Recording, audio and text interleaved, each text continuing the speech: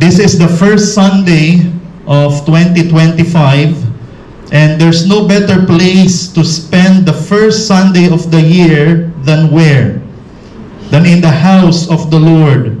And there's no better way to celebrate the new year than also to be in the house of the Lord, to fellowship with God's people, to sing praises to Him, and study His holy word. So congratulations and praise the Lord if you are here this morning worshiping the Lord in this worship place in the first Sunday of this year. So this first month of the year, we begin a new series entitled Travel Light, Things We Need to Let Go of This New Year. Travel Light, Things We Need to Let Go of This New Year. All of us have experienced traveling to another place. Church outing, going home to the Philippines, family trip. We all have experienced traveling. Of course, we don't bring all our things to our destination. We just bring what? The essential and leave the non-essential. The non-essential, anong pwedeng maging result if you bring even the non-essential? The non-essential can just be a burden and will only cause inconvenience and discomfort for our travel and our stay in our destination. Problema lang ang dulot niyan if you bring the non-essential to your trip, to your destination. This is the reason traveling light is highly encouraged, because this will maximize our enjoyment and minimize the stress in our journey and our destination. Let me repeat, if you travel light, you maximize the joy and you minimize the stress in your journey. So in this series, we will study what we need to bring along sa 2025 and what we need to leave behind for 2025 so that we can glorify God, maximize joy, and minimize the stress and the suffering all throughout the year next year. This year na pala. And also, next year and beyond. If we will leave this behind, itong mga pag-aaralan natin, then we will have joyful, God-glorifying year or years in front of us. So the first thing we need to let go of is, and that's the title of our message this morning, letting go of the past. Letting go of the past. And before we continue, tayo po ay manalangin. Panginoon, we commit ourselves to you. Without you, we are nothing. May your Spirit empower and give us wisdom as we study your word. In Jesus' name we pray. Amen and amen. So letting go of the past. Let me show this picture of a toy. In the United States, they once had a wooden toy called a Fluggy Bird. Sige po, Brother CJ. Ayan, ang Fluggy Bird, siya po ay gawa sa acorn, meron pong mukha ng ibon, ginawan siya ng paa. And around the Fluggy Bird's neck is a label which reads, next picture, makikita natin dyan, he flies backwards because he doesn't give a darn where he's going, but is anxious to see where he's been. That is a Fluggy Bird. Most of the time, whether you admit it or not, we are like this toy bird. Next slide. We're always looking backwards. We're always worried about what happened in our lives in the past. Do you agree? We cannot move on. We're still slaves of our past. Next slide, please. Brothers and sisters, the obvious reality is all of us have a past. Lahat naman po tayo, hindi lang po yung mga may advance in years sa atin. All of us have a past. And And all of us here have, I believe, subjectively, according to our subjective judgment, all of us have a good past and all of us have a bad past. We all have past successes, victories, achievements, accomplishments, and answered prayers. We all have what we call glory days. And in contrast, all of us also have past failures, defeats, mistakes, disappointments, and declined prayers. All of us may good past at may bad past. All of us have something in the past that we're proud of, and all of us have something in the past that we're ashamed of. All of us have something in the past that we rejoice about. All of us have something in the past that we frown about. Now let me clarify. Next slide, please. Let me clarify. First, when I say we must let go of the past, I do not mean we shouldn't think of our past anymore. Hindi ko po ibig sabihin, huwag na nating isipin yung past. Pag naalala natin yung past, dinidistract natin yung sarili natin para mawala yung isip natin about the past. No.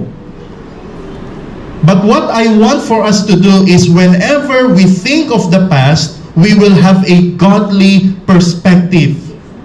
If you remember the past, go on. You think about the past, pero have a godly perspective about your past. Not a fleshly perspective about the past.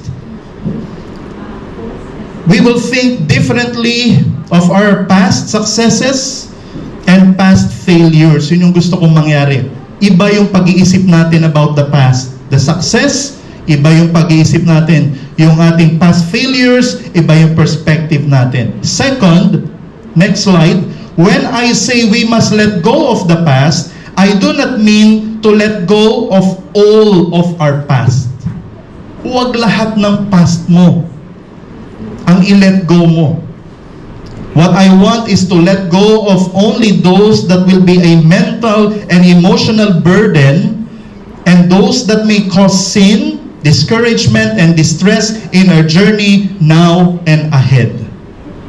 Don't let go of all of your past, just those of your past na magkukos sa'yo na magkasala, na magkaroon ng burden, discouragement, and distress now and in the coming days.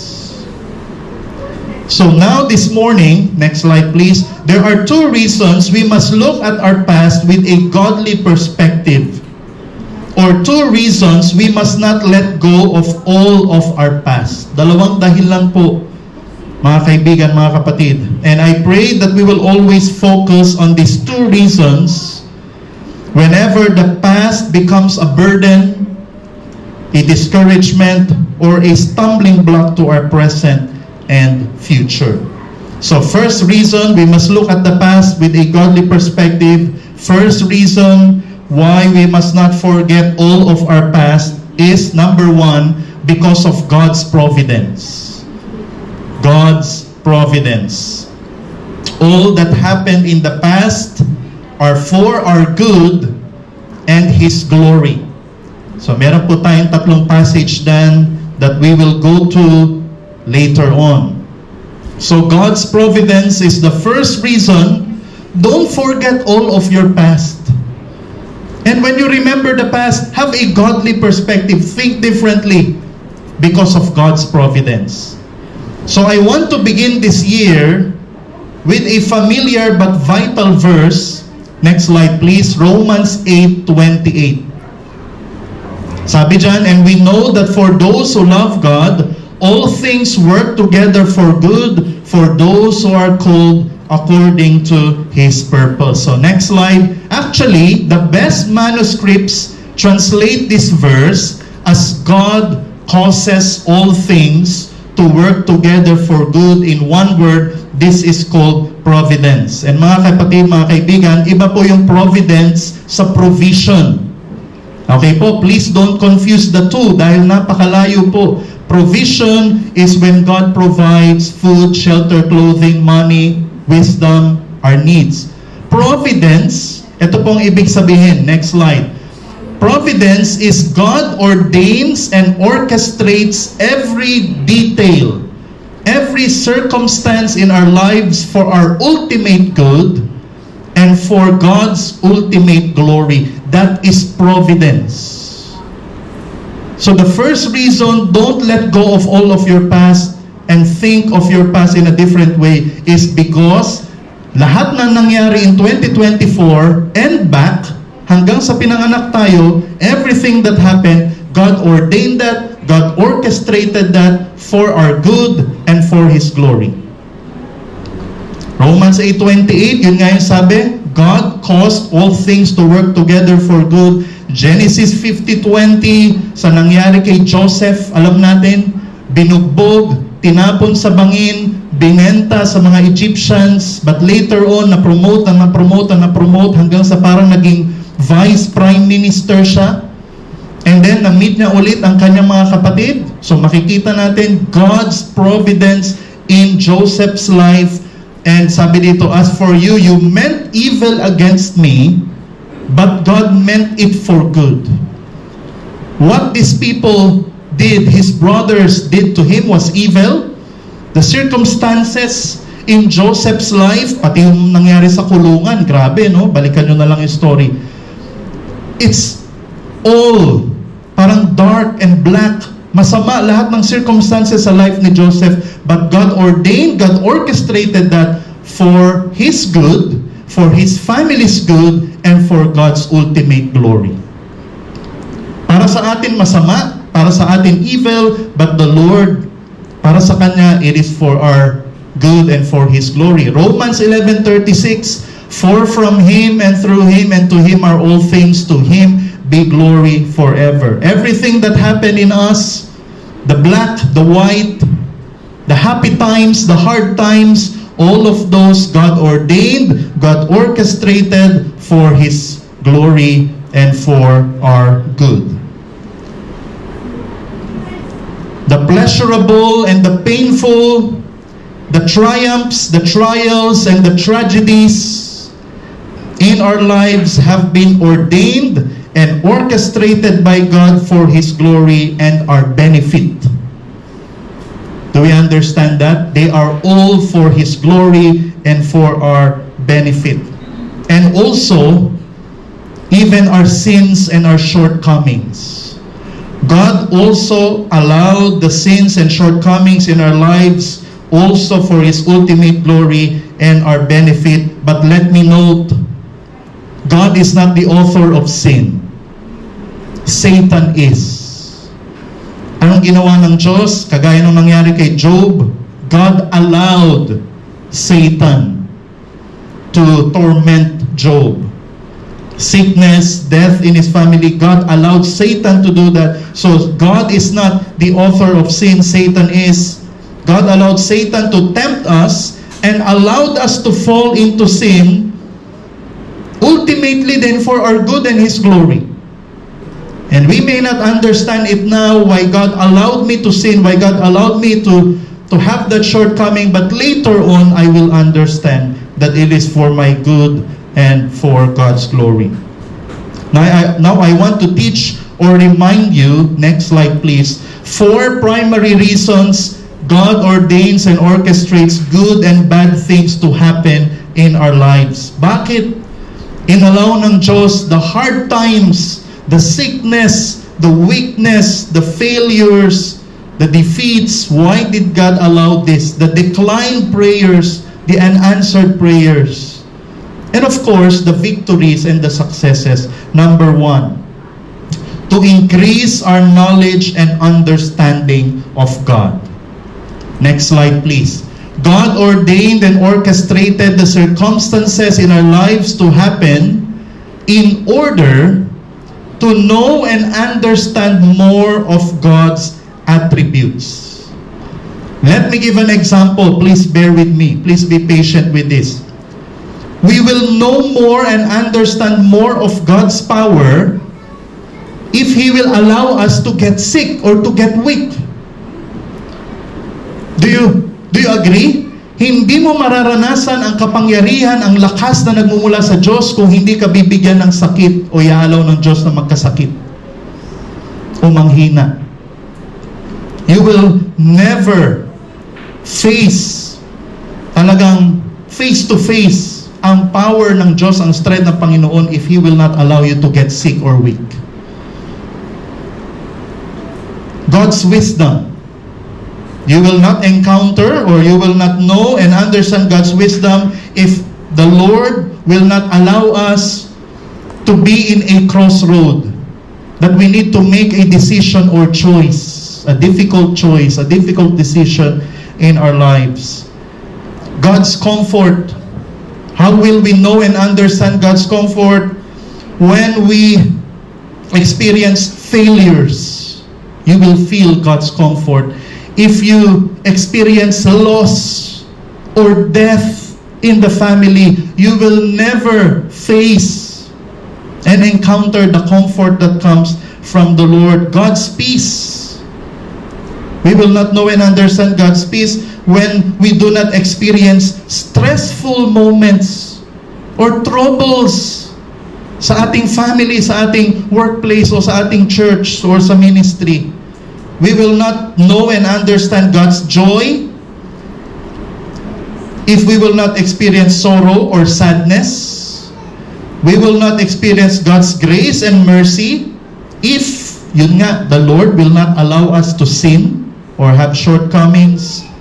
God's love, when we receive blessings despite our sins and shortcomings, doon natin mas mararamdaman ang pag-ibig ng Diyos. So, next slide please. We wouldn't know and understand God's attributes more if our life, if our 2024 was smooth sailing. Hindi natin ma-encounter ang attributes ng Panginoon. Our knowledge and understanding of God will be stagnant or mali or hindi balanced if not for the happy times and hard times we went through. We have to admit and realize that everything that happened in 2024 and back increased our knowledge and understanding of God. Do you agree? Because of what happened in 2024, everything that happened 2024 and back, because of that, mas nakilala natin ang Panginoon. Napasabi tayo ng, ay, God is great talaga. God is faithful talaga. God is gracious and merciful talaga. God is powerful talaga. Because of what happened, because of what I went through 2024 and back. Success and suffering, let me say this, please listen carefully. Success revealed the true character of a person. Di ba? If you give a person 5 million baht or success in his life, doon lalabas ang tunay na pagkatao ng isang tao. And also, suffering revealed the true character of a person. No? That's what happened to Job. It revealed talaga na totoo ang kanyang holiness, his righteousness was real, but suffering also revealed kung sino talaga si Judas. Kung sino talaga si Peter. But we praise the Lord. Peter bumalik from backsliding to being a faithful Christian. Success and suffering reveal the true character of a person in comparison. Listen to this. Success also reveal who God is. And suffering in our lives also reveal who God truly is. Doon mo mas makikilala ang Panginoon if you go through suffering, hard times, tough times. Christian author Oswald Sanders, ito yung kanyang sinabi, most Bible characters met with failure and survived. Even when the failure was immense, those who rebounded refused to lie in the dust and bemoan their tragedy. In fact, their failure and repentance led to a greater conception of God's grace. Because of their failure, because of their repentance, mas nakilala na encounter nila yung grace ng Panginoon. They came to know the God of the second chance and sometimes the third and fourth. Mas nakilala nila that the Lord is the God of the second, third, and fourth chances because of their failures. So, to increase our knowledge and understanding of God. Let's go to number 2. Why God allows suffering, troubles, hardships in our life to intensify our intimacy with God. So next, please. God ordained and orchestrated the circumstances in our lives in 2024 and back to happen in order to draw us to Himself. So that we will trust Him more, we will pray more. Diba? We have to admit, kung hindi nangyari yung mga nangyari noong 2024, ay hindi tayo mas magbabasa ng Bible, mas mag-church, mas magpe-pray, no? We will meditate on His Word more frequently, we will obey His commands more willingly, and so that we will seek His wisdom and counsel more eagerly. We have to admit, if our 2024 was hassle-free and pain-free, then we will not be drawn closer to the Lord. Mas napalapit tayo sa Diyos 2024 because of everything that happened. Mas nanalangin tayo, mas nag-seek tayo ng salita ng Panginoon, mas tayo po ay talagang nag-seek ng wisdom and counsel because of what happened 2024 and back. So next slide. We will be spiritually complacent if we were spiritually unchallenged. Sabi ko nga, hindi tayo mapapalapit, hindi mapapatatag ang relasyon natin sa Panginoon if 2024 was not the 2024 that we had. Or if our past was not the past that we had. Normally, this is human nature. Normally, when children experience problems, who do they run to? They run to their parents. For students, they go to their teachers. It is human nature for us to go to someone whom we can think can help and support us when we're tested and challenged. Now, God ordained and orchestrated our past to prompt us to go to Him, to pray to Him, to trust Him more, to obey Him more, to love Him more, to worship more. And brothers and sisters, I hope that you do not miss the point of 2024. Are you there? Are you listening?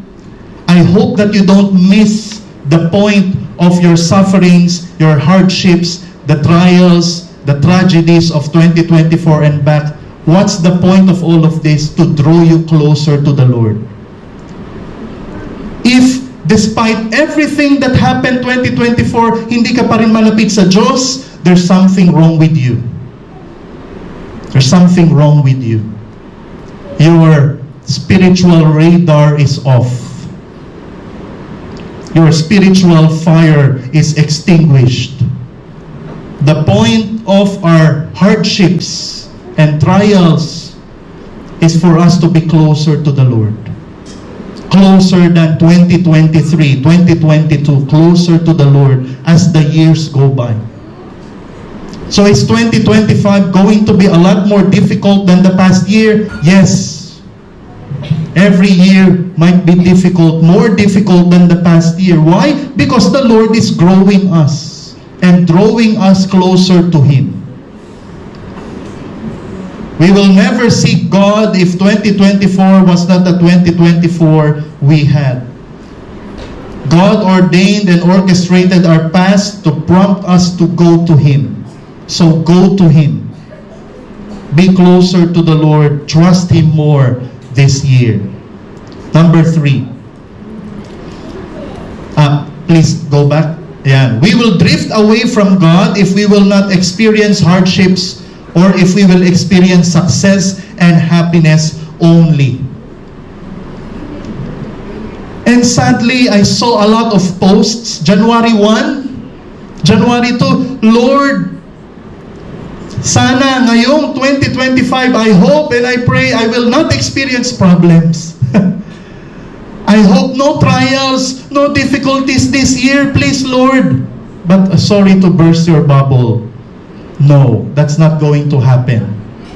If you will have a pain-free, carefree, and you will not be challenged this year, you will not be drawn closer to the Lord. And worst, you will drift away from the Lord. Mapapalayo ka sa Panginoon if all you have are happy times and success and victories and answered prayers. All your prayers are answered 2025. You will drift away from the Lord. So some will be answered, some will not be answered, but I hope our intimacy with the Lord will be intensified. Number 3, to improve our Christian virtues.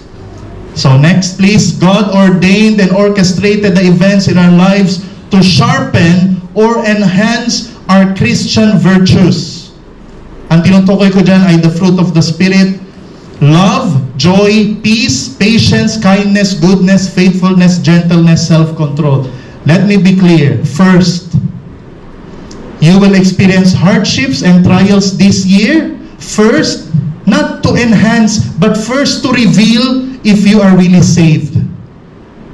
If you are really indwelt by the Spirit. Okay po ba yun? So first and foremost, you will have trials this year to prove if you have the fruit of the Spirit, if you are saved, if you are indwelt by the Spirit. Yun muna. Before improving or enhancing yan mga yan. Pangalawa lang yun. So you will have trials and difficulties this year so that this fruit of the Spirit will improve or be enhanced. Your salvation will be proven if you are really saved. And number 2, if these are really lumalabas, bearing fruit from us. So we have to admit and realize that what happened in the past deepened and strengthened our love. Let me say this. The Lord allowed unlovable people in our lives to enhance the fruit of the Spirit, love.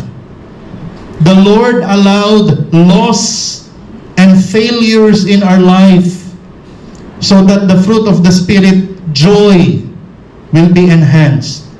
The Lord allowed stress and problems so that peace, the fruit of the Spirit, peace, will be enhanced. The Lord allowed waiting to happen para yung patience natin ay ma-enhance. No? Difficult people also. The Lord allowed difficult people in our lives so that our patience will be enhanced. The Lord allowed needy people, poor people around us so that our kindness will be enhanced. The Lord allowed bad people to be around us so that our goodness will be enhanced. The Lord allowed hardships in our lives so that faithfulness will be enhanced. The Lord allowed unruly people, uncomfortable situations, so that gentleness will be enhanced. And the Lord allowed temptations so that self-control will be enhanced. The Lord allowed hard-headed people in our lives so that our self-control will be enhanced. Just imagine if all of this ay hindi natin nakasalamuha. All of these people we didn't meet in 2024, this will never be proven and enhanced. If everything that happened to us are good times, happy times, success, celebrations, then this will not be proven, this will not come out, and this will not be enhanced. So next please. Our successes and failures in the past actually revealed if we really possess these virtues or not. Please remember that. if we are Christians or not, if we're really growing or not, if we're already mature or not. I believe what happened in 2024 proved if we're really mature, o sa bibig lang tayo mature, o talagang mature tayo deep inside. If we're really growing or not. If we're really saved or not. So just imagine if 2024 didn't happen, 2023, tumalon tayo ng 2025, we will not be the person we are right now. And these virtues will never be exposed and be enhanced if 2024 didn't happen. Number 4, to involve us in ministering to others. So next please. So God ordained and orchestrated the painful events in our past to enable us to minister to others who are experiencing what we experienced. Galing, no? The Lord allowed 2024, the hard times, the Lord allowed us to experience them and to maybe overcome them so that those people who will go through the same things in 2025 ay matulungan natin. We can help them. We can share our testimony. We can share our experiences to them. This is how I overcame that. So ganito gawin mo, kapatid. So that's the beauty also of hardships and suffering and trials. So next, Robert Jones, sinabi na, when reminders of your past invade, don't question your kingdom usefulness. That is Satan's ploy to derail you. Instead, thank God for His commitment to work through your folly is foolishness, to make you more sensitive to fellow sinners. Ask Him to open doors of relational ministry and to give you the wisdom and courage to testify of His life-changing grace in your life. So God allowed what happened to you in the past so that you can minister to other believers, so that you can serve other believers, so that you can testify of God's power, God's healing, God's grace to other people. Suffering can turn into service. Hardships can soon turn into help for others who experience the same. Think of it. If God didn't allow us to endure miseries in our lives, we won't have the opportunity to minister to others. If a brother or a sister experience something, and you experience that also in the past, 5 years ago, you experienced that also. So you can help that person who is going through that same thing now, in the present. But if you haven't experienced that, you cannot help that person. You cannot minister to that person because you didn't experience what they experienced. So it's very basic. So God allowed pain and hardships so that He can use us to build up His church. That's why John Piper said, your miseries are not meaningless, because it can be a ministry to others. God tests us so that later on we can testify about Him. So principle from this, God ordains and orchestrates the circumstances in our lives for 4 things: familiarity, intimacy, maturity, and ministry. Familiarity with God, to know Him more, to understand Him more. Intimacy with God, maturity ng ating virtues, and then of course ministry, to serve those who are undergoing, experiencing what we have experienced. So application, because of these 4 reasons, then we should look at the past with a godly perspective. So whenever you remember the past, then instead of, next slide, Instead of guilt, we should be grateful. Instead of regret o pagsisisi, we should rejoice. And instead of embarrassment, we should be encouraged because of God's providence. Amen? Because everything that happened in 2024 contributed to the 4. And if those things, events, and circumstances didn't happen, then that 4 will not happen.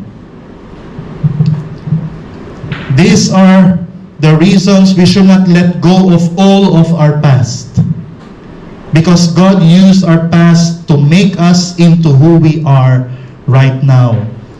Ano yung ile-let go lang natin? Listen, kasi wala po sa PowerPoint. Ito lang yung ile-let go natin. We should let go only of the shame, the guilt, and the regret about the past. Whenever you feel regret or shame or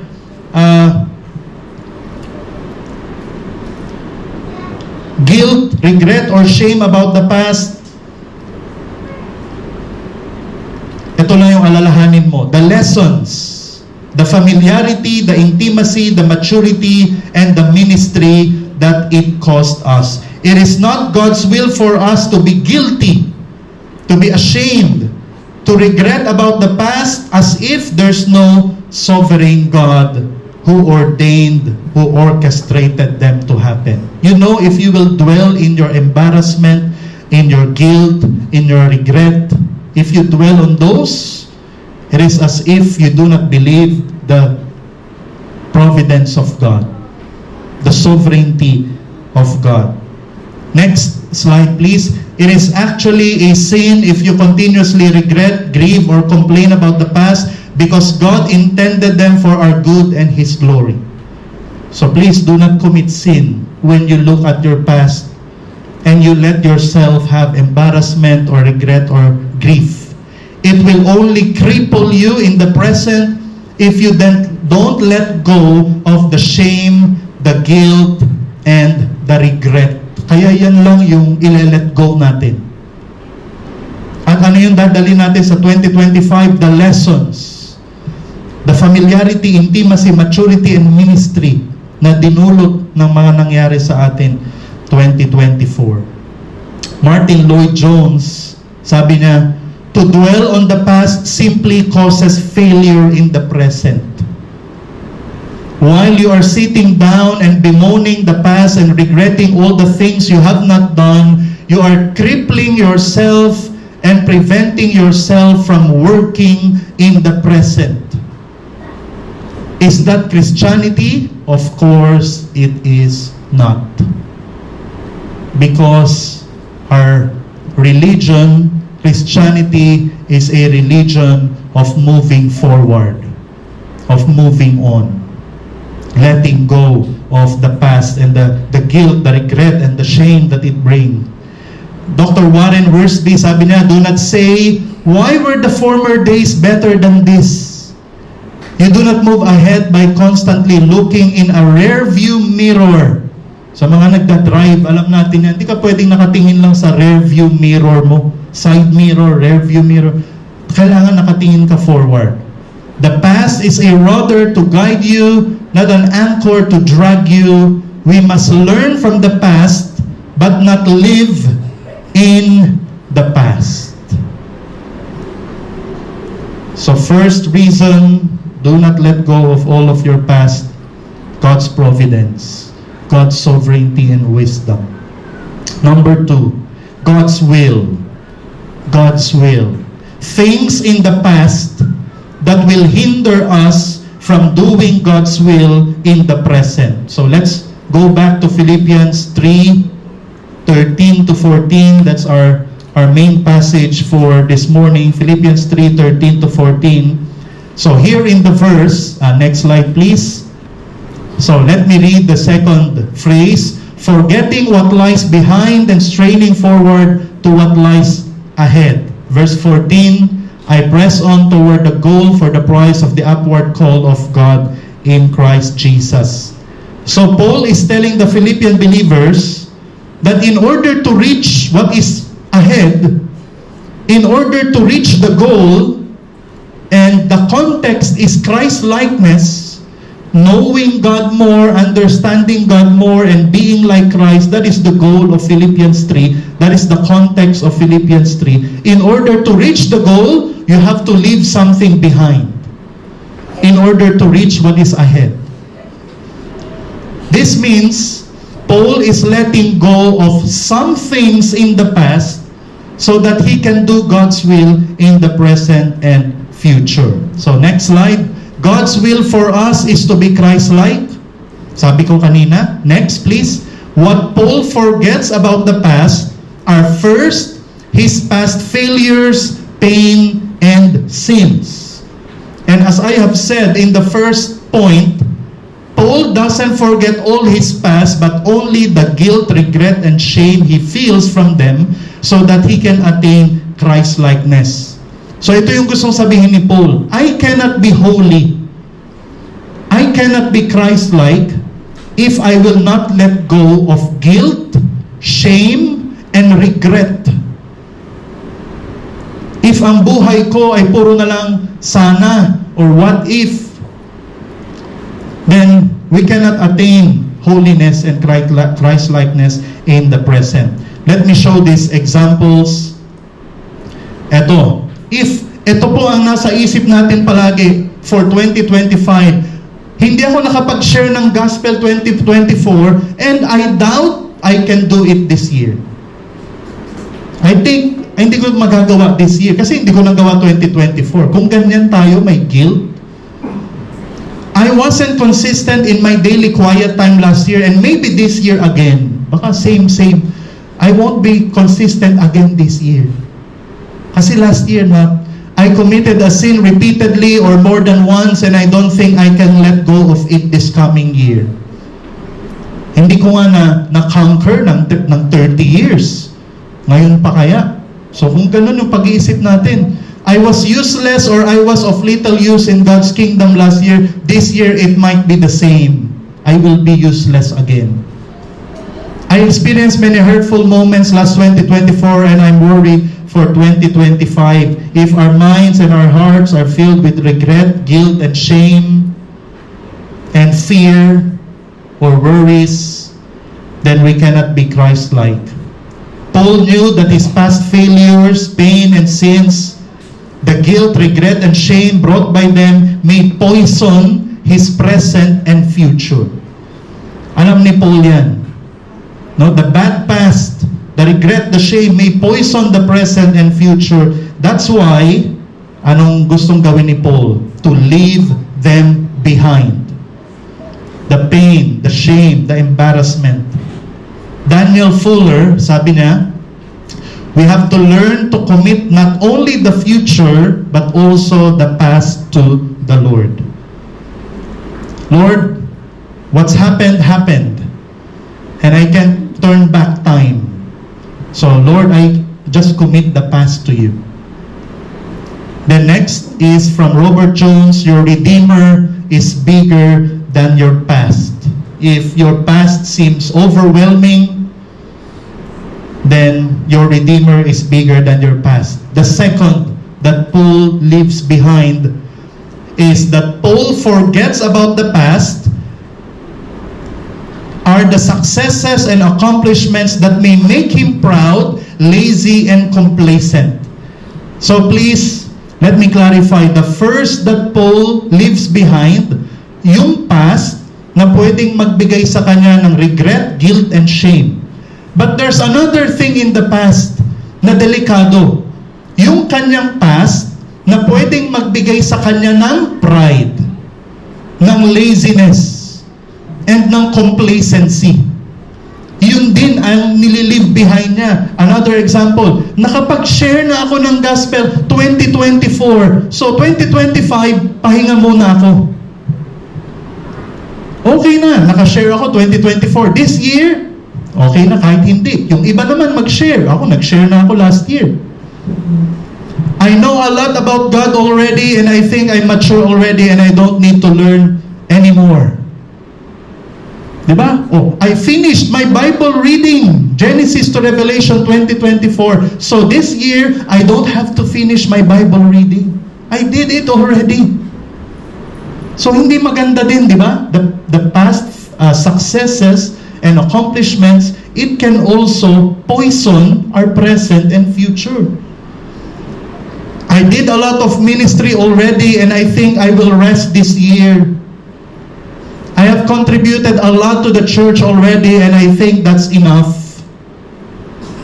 So this thing also is what Paul is also leaving behind. So next slide, please. So you see, Paul knew that his past successes and accomplishments may become toxic for his pursuit of Christ-likeness, and so he also had to let go of pride, laziness, and complacency in order to attain Christ-likeness. Delikado rin yung mga past accomplishments and victories natin. Delikado rin if we're not careful. So your past failures and sins and your past victories and accomplishments, we have to handle them properly. So principle, our good and bad past may hinder us from doing God's will in the present and future. May, sabi ko dyan, may hinder us. If we will let them, it may hinder us sa ating holiness in the present, sa ating ministry and usefulness in the present. It may poison us if we let them. So application, first, let us use our good past, victories, accomplishments as an energy giver to do God's will this year. Natapos mo yung Bible reading mo, consistent quiet time, or 90% consistent quiet time 2024, energy giver for this year. I will do better this year. I will do it again. I will finish the Bible reading again. Yung church attendance ko, I will improve for this year. 52 Sundays a year, no? 22 lang yung I will see to it that I will accomplish 52 Sundays to be in the house of the Lord. Kung hindi to sa BHBC, dun sa Pilipinas, if umuwi ako ng Pilipinas. So it should be an energy giver for this year. Second, yung bad past naman natin, quote and quote bad, to be a warning giver as we do God's will this year. So I failed in this aspect last year, it won't happen again this year. I won't fail this again. Okay? I sinned, I committed a sin last year, I won't do it again this year. So we can use both our good past and our bad past to serve for our own benefit and for God's glory. Pastor Randy Smith, sabi niya, tight races are lost when a runner chooses to look over his shoulder. It's a strong temptation that needs to be resisted. Looking behind in many ways will deter our momentum going forward. The same is true in the spiritual race. We are commanded to forget what lies behind. Both are forgiven spiritual failures. Yan yung alalahanin natin. Forgiven na yun ng Panginoon. Failures, sins, shortcomings, they are new every morning. Yung mercy ng Panginoon. Great is God's faithfulness. And successful spiritual efforts will significantly hinder us from reaching forward to what lies ahead. Praise the Lord. You have accomplishments last year. It's only by the grace of the Lord. Do it again. Pursue that again this year. So in conclusion, as we enter or as we continue 2025, let us do two things based on this preaching this morning. Number one, discard the bad results our past may bring us. Yan yung iwanan na natin for this year.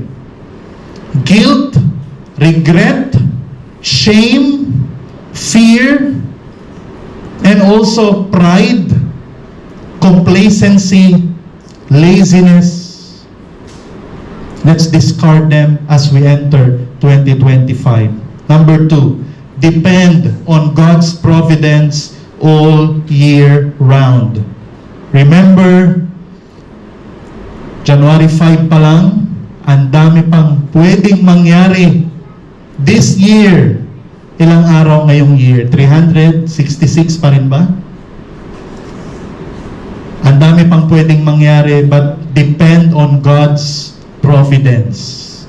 Everything that will happen to you, to your family, is for familiarity, intimacy, maturity, and ministry. I hope we will not miss the point. Next, please.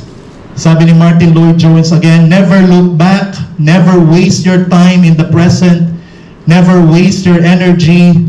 Forget the past and rejoice in the fact that you are what you are by the grace of God. Amen?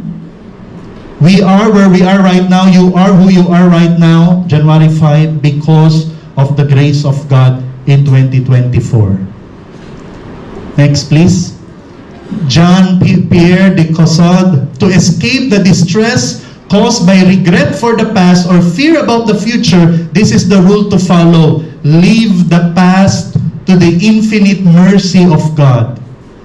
The future to His good providence. Give the present wholly to His love by being faithful to His grace. The past, the present, and the future, lahat i-commit natin sa Panginoon. And the last quotation from Oswald Chambers. Basahin natin sabay-sabay. Ready, go. Let the past sleep, but let it sleep on the bosom of Christ. Leave the irreparable past in His hands and step out into the irresistible future with Him. The past cannot be repaired, but the future is irresistible. We cannot prevent the present and the future from happening. So let us commit this present and future to the Lord. Our dear God and Heavenly Father, we thank you for your word this morning. Thank you, Lord, for teaching us, for showing us in your word what we need to leave behind. Lord, thank you for our past. We are grateful for our past.